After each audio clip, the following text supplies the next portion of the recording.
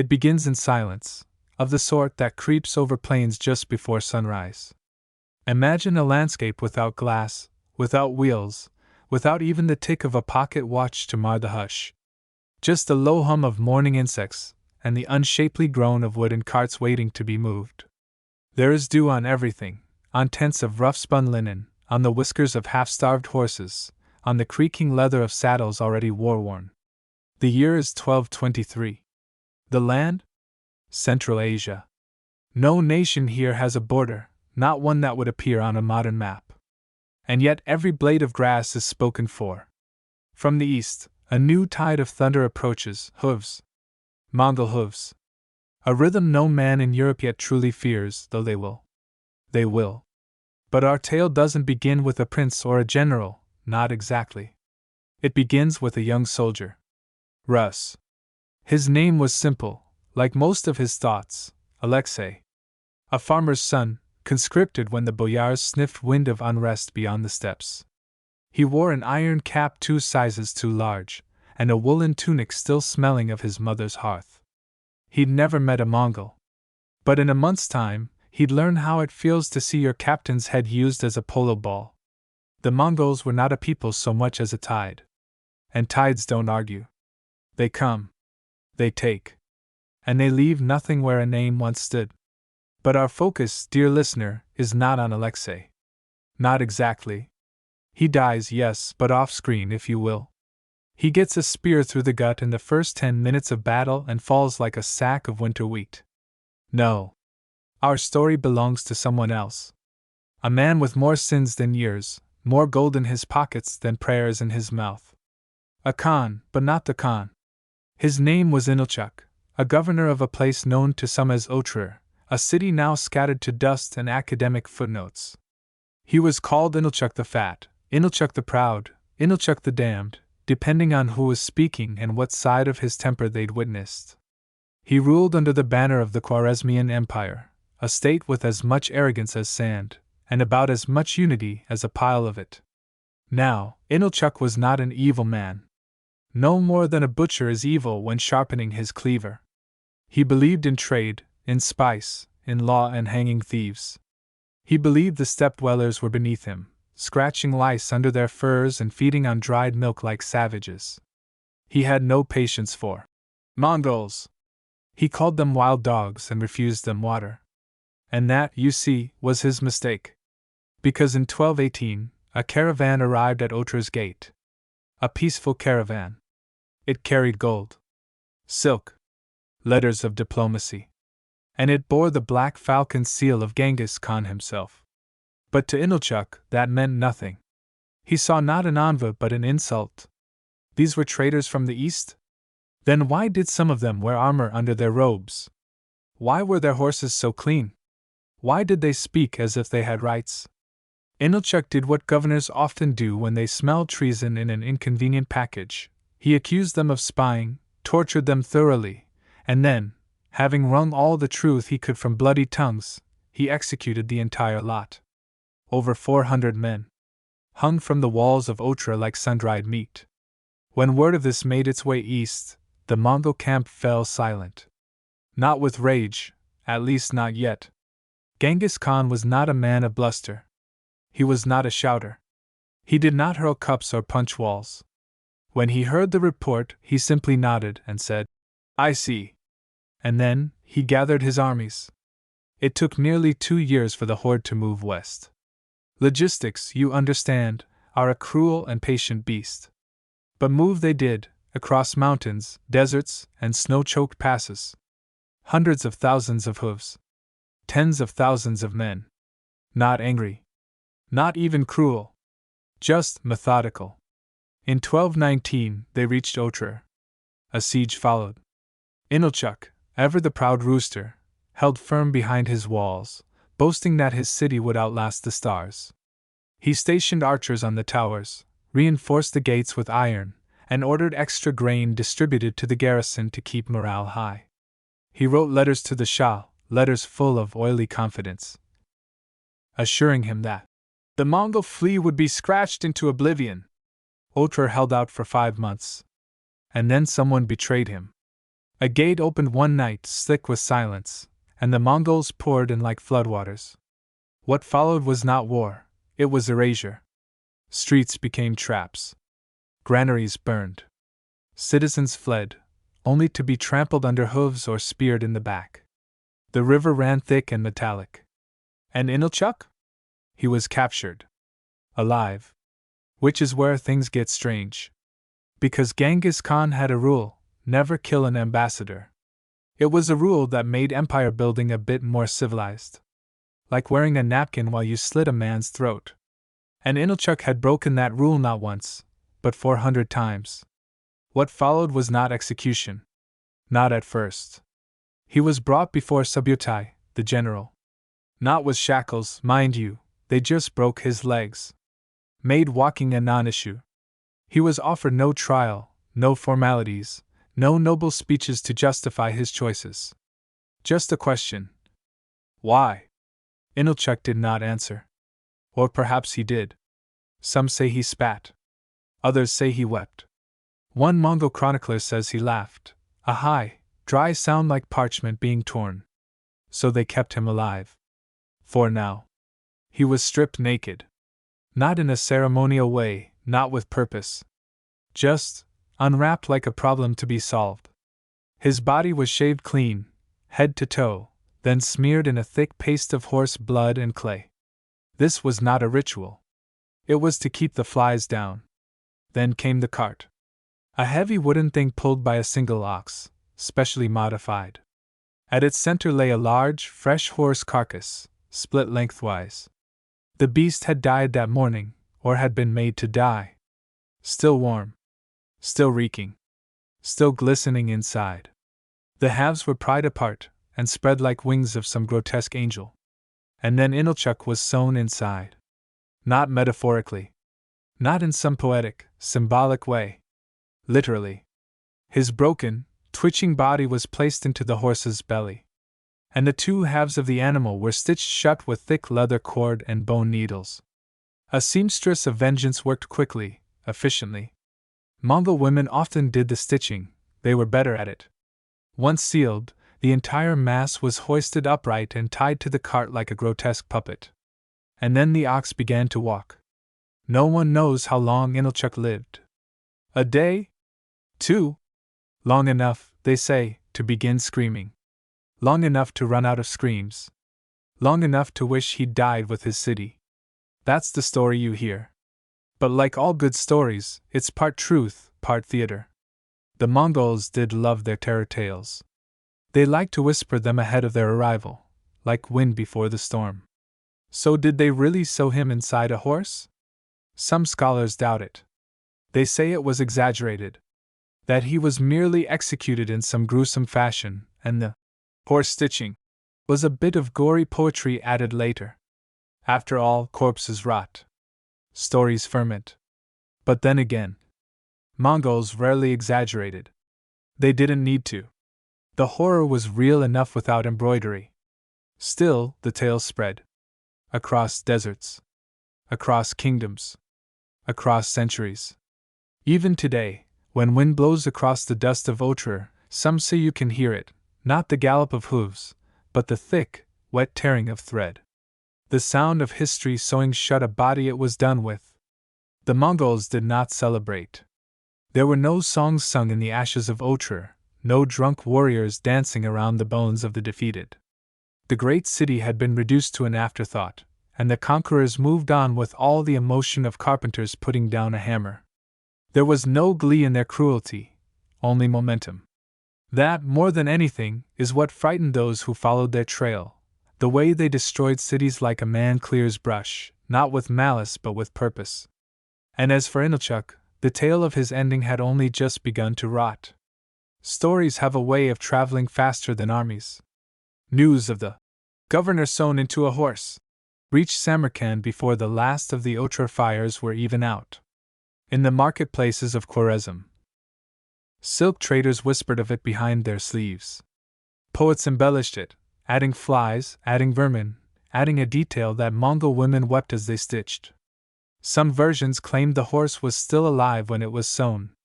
Some that Inalchuk cried for his mother. But Genghis Khan didn't care for poetry.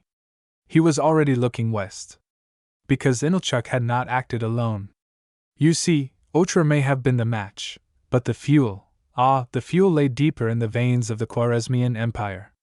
An empire too large for its boots, ruled by a man who mistook height for might and volume for vision. His name was Ala ad-Din Muhammad II, Shah of Khwarezm. Self-declared sovereign of all he saw, son of a warlord, grandson of ambition. He ruled an empire that stretched from the Caspian Sea to the edges of India, a vast and brittle thing.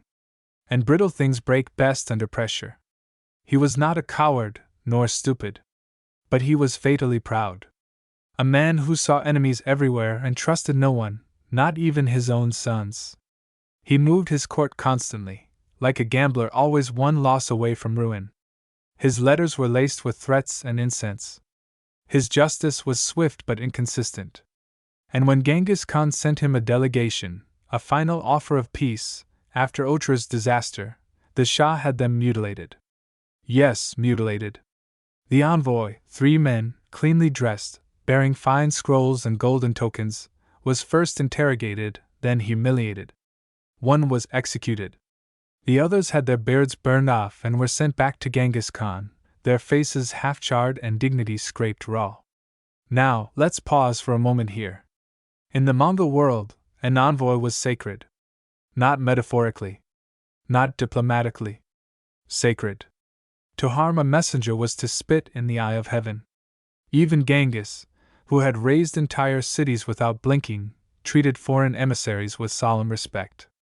To assault one was not a war crime. It was an existential crime. A crime against the order of the world. So when the Khan received those mutilated envoys, he did not shout. He did not throw things. He did not declare war in smoke and fire. He simply turned to his generals and said, "Gather the horsemen." And they did. 200,000 of them. What followed was not a war. It was a correction. The Shah had thought the deserts would protect him. That the vastness of his territory, the scorching dunes of Khorasan, the rock teeth of Transoxiana, would grind the Mongols down. But the Mongols were born of distance. They slept in the saddle. They drank mare's milk and hunted birds on the fly. Their horses were not finicky stallions but squat, enduring machines that could go days without water and still gallop when commanded. And more than that, the Mongols knew how to learn. They absorbed engineers, drafted defectors, recruited Persian siege experts and Chinese bridge builders. They were not proud. They were effective. City after city fell. Bokhara, Samarkand, Nishapur. Each had towers, walls, armies. Each became a memory. Bokhara surrendered with prayers. It did not help. Genghis Khan stood in its mosque, the Great Friday Mosque, and addressed the survivors from the pulpit. His words were plain. "I am the punishment of God. Had you not committed great sins, God would not have sent a punishment like me." Then he ordered the city looted. The men were slaughtered. The women taken. The children absorbed or discarded. Samarkand fought harder. They had war elephants, great beasts armored in bronze and chained to towers. The Mongols used them against their own walls. The elephants panicked, turned on their keepers, and trampled hundreds. It was said you could smell the iron in the air a mile from the gates. In the ruins of these cities, Genghis Khan left behind not governors, but warnings. Mountains of skulls stacked like cairns. Not for strategy, but memory. Messages in a language no one could misinterpret. The Shah ran. Of course he ran. With every city that fell, he packed his treasury and vanished deeper into the mountains. His advisors pleaded for parley. His generals deserted. One of his sons, Jalal ad-Din, begged him to make a stand. But the Shah only retreated further, until he ended up in an island fortress in the Caspian Sea, surrounded by mist and his own dwindling illusions. He died there. Not in battle. Not at the hands of Mongols. He died of pneumonia. Alone. Unmourned. They say his body was so decayed by the time it was found that the local fishermen refused to touch it. They buried him in silence, without marker. Thus ended the empire of Khwarezm. But our tale, dear listener, is not over. You may be wondering, why all this fury over one dead governor? Why raise an entire civilization over a few traitors and a pair of singed beards? Because for Genghis Khan, it was not vengeance. It was instruction. He was teaching the world a lesson. But also, quietly, chillingly, he was experimenting. The Mongol campaign west was not only conquest. It was a field test. A proving ground. A workshop in empire. The great Khan was watching, learning, adjusting. He was not a wild barbarian. He was a systems thinker. Every city destroyed, every army defeated, was data. And with each victory, he refined his machine. Which brings us to an interesting little town called Merv. Now, Merv was not famous. Not like Samarkand. It was a scholarly city, full of old books, gentle gardens, astronomers with ink-stained fingers. It had libraries. Libraries. Can you imagine? The Mongols came anyway. The city, terrified, surrendered. And yet, days later, it was annihilated. Why? Some say the governor of Merv lied to the Mongols. Others say he hid gold. Some claim it was simply Genghis testing the efficiency of slaughter. We don't know. What we do know is this: over 700,000 people were said to have been killed in Merv. That number is debated, of course. Modern historians estimate something closer to 200,000. But whether truth or terror, the effect was the same. Merv ceased to exist. Let's return to Inalchuk briefly. He is, after all, our stitch symbol. After his death, whether inside a horse or simply gutted in some alley, the story of his punishment took on a life of its own. In taverns from Baghdad to Venice, travelers spoke of the man-sewn beast. Priests used it as metaphor. Poets added bells to it. Chroniclers argued over which side the stitching began. And yet not one of them questioned the justice of it. Isn't that strange? The image of a man rotting in the belly of a horse should, by all rights, revolt us. It should prompt pity, protest, something. But it rarely does. Because deep down, humanity understands spectacle. We forgive horror when it comes wrapped in a fable. We accept it when it wears the mask of justice. Inalchuk became less a man and more a cautionary tale. And Mongol justice? It became legend. Not because it was cruel. Because it was efficient. History, as it turns out, is not written by the victors. It is written by the survivors. And most of them, when the Mongols were finished, were mute. Still, the echoes remained. The Mongol wave did not stop with Khwarezm. The lands west of the Caspian had barely finished clutching their rosaries before they saw dust on the horizon. And this time, the horde was not led by Genghis himself, but by a man who walked like a shadow and thought like a storm. His name was Subutai. A general without ornaments. No flashy armor. No speeches. Just maps and quiet questions and an uncanny ability to predict exactly where an enemy would break. Subutai was the kind of man who could surround you before you even knew you'd been found. And with him came Jib, the arrow. A man with a hawk's nose and a vendetta against geometry itself. He believed battlefields should have corners, and those corners should bleed. Together they moved like a pair of plagues disguised as men. But let's rewind, just a little. You might be wondering, how did Genghis Khan control all this? How did a nomadic warlord, born in a yurt and weaned on sour milk, coordinate a transcontinental annihilation campaign? The answer lies not in swords, but in systems. The Mongols used relay stations, called yam, spread like beads on a thread across their empire.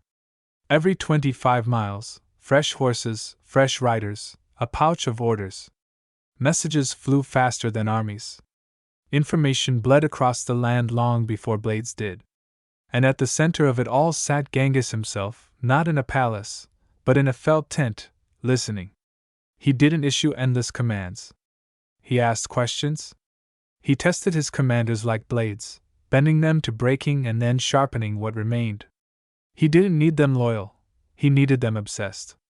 With precision. With discipline. With empire. Let's return to Subutai. In 1221, he and Jebe were unleashed westward in what history books now call a reconnaissance in force. That's polite. It was less recon and more curtain raiser for hell. Their path, through Persia, through the Caucasus, through the mountains like knives pushed through flesh. They burned, but also bargained. They negotiated, then double-crossed. They moved so fast even the dust didn't have time to settle. Somewhere in the Georgian highlands, they shattered a Christian army twice their size. The terrain was impossible. The odds were worse. But Subutai didn't care for odds. He studied them like prey. He waited for rain. When it came, and the Georgian knight's arrows grew damp and useless, the Mongols circled and harvested. One of the surviving monks wrote, "The wind smelled of blood and pine." There were no songs that night, only mothers howling over bundles too small to be sons. But Subutai wasn't after Georgia. He was after something bigger. And so, they kept riding. Through frozen mountain passes, through collapsing roads, through languages no Mongol had ever heard. And then, like a whisper into a hurricane, they reached the edge of a continent. Europe. Let's pause, because here we reach a strange intersection of time. In 1223, in the wild fields between the Carpathians and the Volga, a battle unfolded that Europe still doesn't quite know how to process. It was the Battle of the Kalka River. And it was a warning. The Mongols faced a coalition of Rus princes, men with fur-lined cloaks, thick beards, and thicker pride. Their armies were vast but uncoordinated. Each prince answered to no one but his own lineage. They argued over formation while the enemy watched from the hills. Subutai watched too. He had no respect for rank. He had respect for math. So he lured them. He sent scouts to fake a retreat. Mongols were artists at retreat. No one in history ran away more effectively. The Rus gave chase, convinced they had the steppe dogs on the run. What they had, in fact, was a date with geometry. Subutai had arranged his forces in hidden pockets across the river. As the Rus forces crossed, disordered and arrogant, the trap closed like a book. Tens of thousands died. Some say Subutai captured the Rus princes, offered them safety, and then buried them alive beneath a wooden platform. He and his generals sat upon it, feasting, as their enemies suffocated below. A slow, deliberate humiliation. Now, did it happen exactly that way? No one can say. But it sounds like Mongol justice, doesn't it? Quick. Brutal. Memorable. And still, Europe did not listen. After the Battle of Kalka, the Mongols didn't stay. They simply turned and disappeared into the midst of the steppe, as if to say, "You are not ready yet. But we will be back." And they were. But that's another tale. Let's return to the east for now. To the heart of the empire. Because by the 1220s, Genghis Khan was not just a conqueror. He was a myth. A walking paradox. He outlawed theft, among his own people. He created a postal system, standardized weights and measures, and allowed freedom of religion, so long as your God didn't tell you to rebel. He passed laws protecting women from abduction and forced marriage. And he encouraged literacy, among the scribes at least. This was not a brute. This was a builder. And yet, he never flinched at blood. The contradiction was the man. And the man was building something vast. In China, his armies continued to push south, consuming Jin dynasty strongholds like bread soaked in wine. In Persia, the Mongol yoke settled like a second sky over cities still too scorched to speak. In every market, someone was telling someone else about the governor of Otrar. The horse. The stitching. The stench. You might ask, why does that detail remain, when so much else is lost? Because horror, when precise, endures. It's one thing to say a man was executed. Another to say he was sewn into a horse. Specificity is memory's glue. That image, grotesque and theatrical, outlived the names of most kings. And there's something more. There's a part of us, quiet, embarrassed, but ancient, that likes these stories. We don't want to be Inalchuk. But we want to feel something about him. To flinch. To gasp. To imagine. It makes the past real. That's the curse of historical horror. It seduces. And Genghis Khan understood that. He knew that to build an empire of fear, you needed more than armies. You needed symbols. Bones stacked like fences. Governors turned into meat dolls. Songs sung in whispers. He built terror the way others built temples. And he made sure the foundations were unforgettable. In the years after Khwarezm's fall, the Mongols didn't just conquer, they integrated. Cities that submitted were spared. Engineers were conscripted. Persian bureaucrats were absorbed into the Mongol administration. Chinese artisans were relocated. Even defeated generals, if clever enough, were given new posts. Genghis Khan was not tribal in his vision, he was imperial. But make no mistake, this was not tolerance. This was strategy. He believed in utility, not mercy. You were useful, or you were fertilizer. And in that brutal efficiency lay the seeds of what would become the largest contiguous land empire in human history. All because a governor killed some merchants. All because of a miscalculation. All because Inalchuk, in his sweaty silk robes, believed he was untouchable. He was not. He was just the first. There would be others. And many of them would wish they'd been sewn into a horse. History rarely punishes the small sins. A lie at court, a bribe taken, a treaty delayed, those things vanish beneath the dust. But a spectacular blunder, loud and public, stitched into the belly of a dead horse. That echoes. That grows teeth. That climbs out of the grave again and again to remind the living what happens when the wrong man makes the wrong call at the wrong time. By the time Genghis Khan's wrath had settled into ash over the ruins of the Khwarezmian Empire, the known world had begun to tremble, not out of sympathy for the dead, but fear for their own names on some future decree. No one wanted to be the next Inalchuk. But of course, history doesn't ask for volunteers. It selects them. And in the years following the fall of Khwarezm, the Mongols began the quiet work of building something far more terrifying than conquest: administration. Because destruction is easy. Anyone with fire and a sharp stick can topple a city. But to hold it, to manage the chaos, extract the wealth, prevent rebellion, redirect fury, feed armies, plan 10 years ahead, that requires genius and discipline. And here, the Mongols were underestimated again. The West still pictured them as savages, wild men in furs who howled at the moon and drank blood from enemy skulls. The truth? The Mongols had some of the most sophisticated logistical networks in the pre-modern world. Their census data could rival medieval Europe's imagination. Their roads carried not just soldiers, but grain, tax records, laws, and even traveling doctors. And where did they get all this administrative know-how? They stole it. From the Chinese. From the Persians. From the very cities they had annihilated. It was a macabre kind of learning. Burn the village, keep the accountant. It worked. One of the most vivid examples of this cold genius came from Karakorum, the Mongol capital. Or rather, the idea of it. Karakorum was not Rome. It was not Constantinople. It was modest, at best, a city of yurts, wooden walls, and efficient streets. But inside it, Genghis Khan and his successors created a nerve center of staggering influence. Ambassadors from 20 different nations wandered its alleys.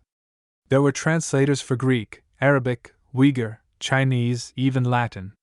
A European envoy once described the city as ugly in form but vast in power, which, to be fair, could also describe the man sitting on its throne.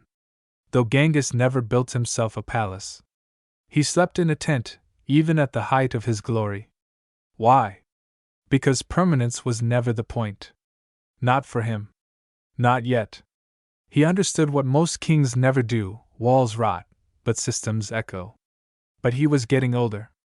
By the late 1220s, the old wolf began to slow. His sons, Joki, Shagatai, Ogidai, and Talyui, circled him like stars around a dying sun. There were disputes. Factions. Grumblings over inheritance. Genghis didn't weep. He merely assigned roles and threats as needed. In 1227, during a campaign against the Western Xia, who, like the Shah before them, had angered him by being late with tribute. Genghis Khan fell ill. The cause is debated. Some say he was thrown from a horse. Others say a wound festered. A few legends whisper he was assassinated by a princess he had taken as war spoils, who, in one poetic version, hides a small blade in her privates and uses it to slice the great Khan in a moment of dark intimacy. Historically unlikely? Yes. Symbolically perfect? Also yes. Regardless, he died. And here is where the Mongols truly shined. They kept it a secret. For weeks. His generals covered his death like stagehands hiding a fallen actor, so the troops wouldn't lose morale. The army continued its campaign as if nothing had changed. Envoys came and went. Orders were issued in his name. And in the silence behind it all, a body cooled. When they finally returned to bury him, they followed a custom so soaked in blood it sounds made up. They say his funeral procession rode across the steppes, and every passerby, man, woman, or child, was executed to keep the burial site secret. The horses trampled the grass to erase the tracks. A forest may have been planted over the tomb. Rivers diverted. No one alive has ever found it. Somewhere, beneath an unnamed hill, the bones of the man who changed the world lie unmarked, unsung, untouched. And yet he's everywhere. But let's not drift into eulogy just yet. Because even in death, Genghis Khan was more potent than most men in life. His empire did not fracture. It grew. His sons, particularly Ogdi, continued the expansion with terrifying efficiency. Ogdi, practical and politically shrewd, took up the title of Great Khan and turned the Mongol state into a machine of conquest and governance so seamless it seemed divine. And here, dear listener, is where Europe should have paid attention. Because the Mongols were coming again. And this time, they weren't just scouts. Let's turn now to a city you may have never heard of, Nishapur. It's not famous in modern textbooks. It's barely more than ruins now. But in 1221, it was the site of one of the most chilling episodes in Mongol memory. Nishapur had surrendered. Its defenders were gone, its gates open, its people trembling. And for a few days, all seemed well. Until one of the Mongol commanders, Tukuchur, a relative of Genghis himself, was killed by a sniper's arrow from the city's outskirts. This, in and of itself, was tragic. But it was what followed that paints the deeper horror. Tukuchur's widow was Genghis Khan's daughter. And she demanded revenge. Not just erasing. Not just looting. Erasure. The Mongols returned to Nishapur and enacted one of the bloodiest massacres on record. Some accounts say 1.7 million people were killed. That figure is probably exaggerated, perhaps tenfold, but again, the number is not the message. The message is the image. The city emptied. The corpses stacked. The river red. They say the widow walked among the bodies. That she pointed to those still twitching and ordered them silenced. That she kept her veil clean and her face blank. Genghis allowed it.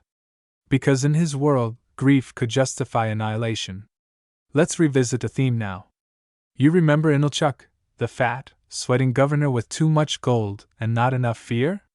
His execution was not the worst thing the Mongols ever did. Not by a long stretch. But it was the most illustrative. Because it was personalized. Most Mongol punishments were broad: cities, armies, entire peoples. But Inalchuk? He was made into a message. A single, grotesque warning to every petty ruler who thought they could outwit a system that had already mapped their failure. That's why it stayed. You can't remember the names of most medieval kings. But you remember the man sewn into a horse. Because it's not about him. It's about us. What we fear. What we can't forget. And deep down, what we find just a little thrilling. By the mid-1230s, the Mongol Empire stretched from the Yellow Sea to the Caspian. China was half consumed.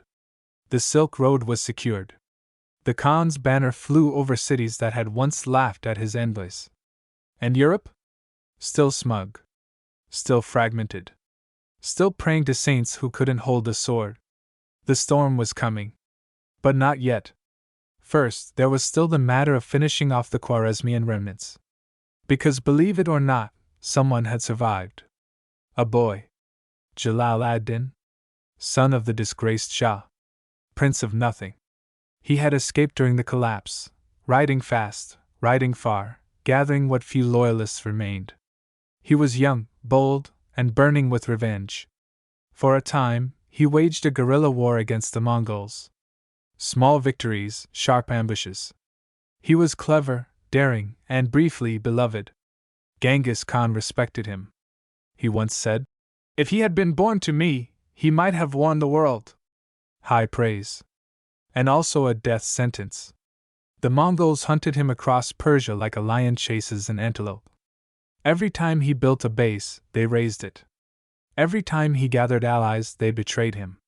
He fled to India, to Egypt, to legends. Eventually, he died alone, stabbed in a bathhouse by an assassin. His body was dumped in a ditch. No stitching. No spectacle. Just silence. And so the Khwarezmian line ended not with a throne, not with a duel, but with a knife in wet stone and no one watching. By now, the Mongols had absorbed everything of value from the region. The scribes. The engineers. The postal routes. And the story? The story of a governor whose arrogance fed an empire's appetite. It would be repeated in Persia, in Syria, in Kiev, in Hungary, in Baghdad. Always the same moral. Do not spit on the envoy. Do not mock the messenger. Do not touch what is sacred. Because behind every polite letter there might be an army. And behind that army, someone with a needle, a horse carcass, and a lesson to sew into the bones of history. By the time the Mongol Empire reached its full sprawl, stretching like a wolfskin blanket from Korea to the Black Sea, there were no more doubters. Only survivors. The story of Inalchuk, sewn like a scab into the belly of a horse, had by now become more than just a punishment. It was a template. A gruesome parable whispered in marketplaces and palace halls alike. It wasn't just about one man anymore. It was a wordless contract, a blood-written decree. Know your place, or we'll make a new one for you. The message rang out far beyond Otrar. And yet time passed. As it always does. The great Khan had died, his body lost to myth and legend. His sons took the reins with mixed results. Ogidi, the drinker, ruled wisely but drowned in his own habits. Gayuk, his heir, choked on ambition. Monk steadied the helm again. And Kublai, Genghis's grandson, reimagined the empire entirely, fusing Mongol conquest with Chinese bureaucracy. Each generation inherited not just land, but fear. They ruled not merely by sword but by story. And still, that old tale of the stitched governor traveled like smoke across the continent. It became a weapon sharper than arrows, more persuasive than gold. Because fear remembers what ink forgets. Let us now step west again. To Europe, in the 1240s. A continent still wrapped in its own illusions. Crusaders marched against ghosts in the Holy Land while kings plotted against cousins over muddy farms. The papacy squabbled with emperors. Scholars were just beginning to rediscover Aristotle in dusty libraries looted from the Moors. And then came a knock on the door. It was not a warning, it was a wave. The Mongols came as if conjured from another planet. Their arrows sang in concert. Their horses were not animals, they were extensions of men. The great cities of Eastern Europe, Kiev, Lublin, Breslau, fell like dominoes. The Mongols weren't just at the gates of Christendom. They were inside, writing their names on the parchment of European memory in fire. At Legnica, Polish knights charged with pride and steel into a trap so cleanly set it could have been carved from marble. Mongols used smoke to confuse them, feigned retreat to lure them, then closed around them with a grace that felt almost choreographed. The duke's head was mounted on a lance and paraded before the next city. Business as usual. Then, almost as suddenly as they came, they vanished. Why? Because back in Karakoram, Ogidi Khan had died. And Mongol law demanded that all royal heirs return to vote on a successor. Even the war machine paused to mourn. Europe exhaled. Mistook mercy for victory. They would not make that mistake again. And through it all, still the stories traveled. Of the Mongols who burned books but preserved accountants. Of scribes spared for their handwriting. Of cities leveled for laughing at an envoy. Of a man, once powerful, sewn into a dead horse and rolled into myth. Let us look deeper now. Not into palaces or war camps, but into how stories survive. The tale of Inalchuk was carried not just by victors or poets, but by servants. By the wives of slain merchants who heard it from a Mongol guard. By the bathhouse attendants in Bokhara who whispered it between cleaning blood and trimming beards. By orphan children who saw the horror from rooftops and turned it into bedtime warnings. If you steal or lie or shame your guests, the Khan will come. And he'll sew you into a horse. It was absurd. It was exaggerated. And it worked. Because stories don't have to be true. They have to be believable. And to anyone who'd seen what the Mongols could do, it was all too believable. By the 1250s, the Mongol world had fractured into khanates, each ruled by a son or grandson of Genghis.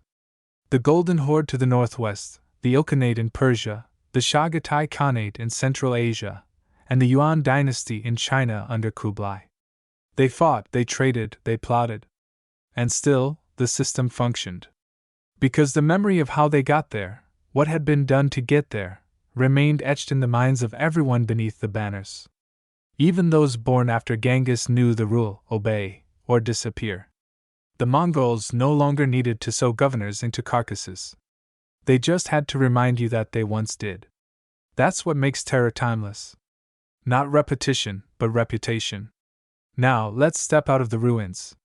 Let's stand where Otra once stood. There's almost nothing left now. A scattering of bricks. A museum sign. A whisper of wind that smells like dust and barley and 1,000 ghosts. A city that once dared say no.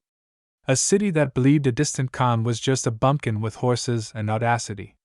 A city that taught the world what it means to be made into a footnote. Sometimes historians visit. They take soil samples. They snap photos of sand-choked pottery. They look for context. But some truths don't live in artifacts. They live in echoes.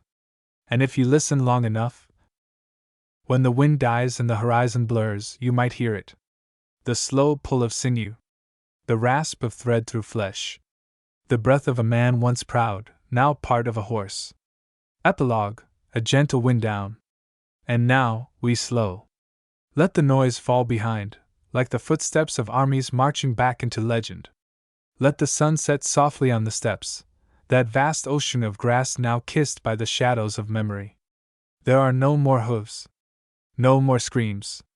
Only the rustle of time settling like dust over what was, what could have been, and what is left unsaid. Imagine standing where the execution happened. There is no marker. No bones. Only soil, just like any other. The same breeze that once carried war now brushes your cheek like a lullaby. The grass leans to one side as if bowing to something still watching. Somewhere in the tall distance, a falcon rides the wind, circling nothing in particular. You breathe. The air tastes old. Not musty, not ruined, just ancient. A flavor with no name, only sensation. Here, in the stillness, the stories fade not because they are false, but because they have fulfilled their purpose. They warned you. They haunted you. And now they rest.